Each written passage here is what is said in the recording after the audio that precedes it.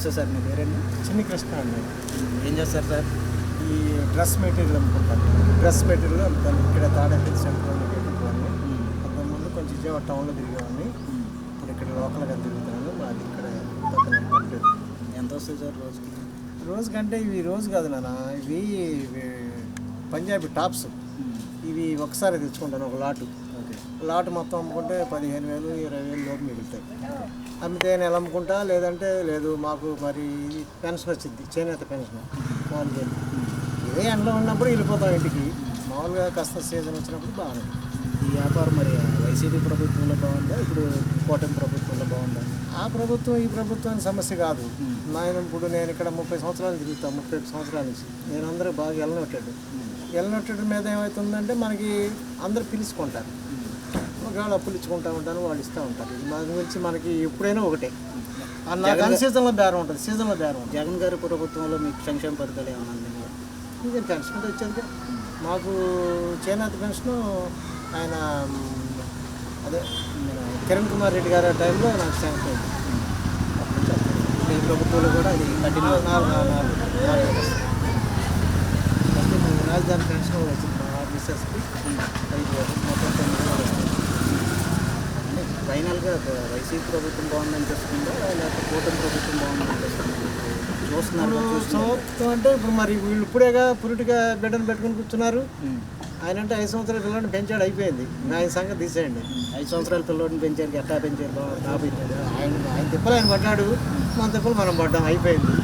ఈ గట్ట కాదుగా ఇప్పుడేగా మరి 6 నెలలు 7 నెలలు కసికందు మరి ఎదగాల కాస్త అయ్యి అంటున్నారు. చూద్దాం. మా ఇంట్లో కూడా 3 చదువుకొని ఉన్నారు. గవర్నమెంట్ ఉద్యోగాలు ఏమి లేవు. ఏదో ప్రైవేట్ నీలాగానే చిన్న చిన్న ఉద్యోగాలు చేసుకుని బతుకుతున్నారు. అది పరిస్థితి. దేనికి కూడా ఇది బాగుంది అనేది లేదు. మీరు లేదని ఏం లేదు. ఆయన ఉన్నప్పుడు కూడా అవి ఇచ్చాడు కదా. ఈయన ఉండగా మరి ఇవి కూడా ఇది మరి 4,000 ఇస్తున్నాడు కదా పెద్దలు. మరి తెలియదు మరి ఎక్కడా లేదు కదా నాకు. అంటే మీరు బండి వేసుకుని డైలీ తిరుగుతూ ఉంటారు కదా, మీరు తిరిగేదంటే తిరిగిన దాన్ని బట్టి మీ జనం మాట్లాడుకునే దాన్ని బట్టి అది బాగుంది, ఆ ప్రభుత్వం బాగుంది, ఈ ప్రభుత్వం బాగుంది అని మాట్లాడుకుంటారు. అట్లా తెలుస్తుంది. అప్పుడు అట్లా అన్నారు, ఇప్పుడు ఇట్లా అంటున్నారు. అప్పుడంటే అది బాగుంది అన్నారు, ఇప్పుడు ఇది బాగుంది అంటున్నారు. ఎందుకంటే ఏ టయానికి అదే బాగుందని అనుకుంటున్నారు. అంతేగాని ఆయన గొప్ప ఈయన గొప్ప అనేది లేదు.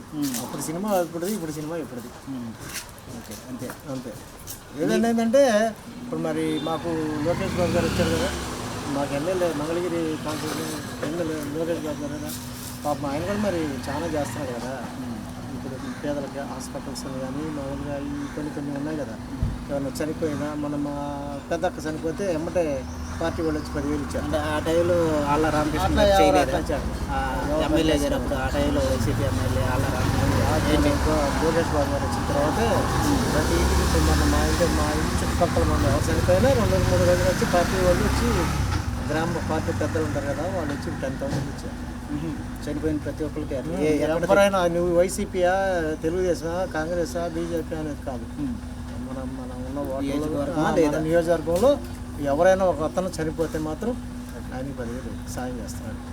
అది ఆ ఇన్ఫర్మేషన్ తెలియగల ఇన్ఫర్మేషన్ మేము స్టన్ అయిపోయాం. మాకు తెలియదు. ఒక పెద్దకే చనిపోయింది ఈ మధ్యన. చనిపోతే 3వ రోజున 4వ రోజున వచ్చి 10,000 ఇచ్చి తర్వాత కార్యక్రమానికి చాలా మట్టి కార్యక్రమానికి అయితే 10,000 ఇస్తున్నాడు. అట్లయితే ఇప్పుడు కూటమి ప్రభుత్వం బాగుంది. బాగుంది అంటే కాదు, బాగుందేముంది. ఇప్పుడు ప్రస్తుతానికి ఇప్పుడు కథ నడుస్తుంది కాదు. కాకపోతే కొంచెం మరి అప్పటికి ఇప్పుడు కొంచెం తేడా కనబడుతుంది.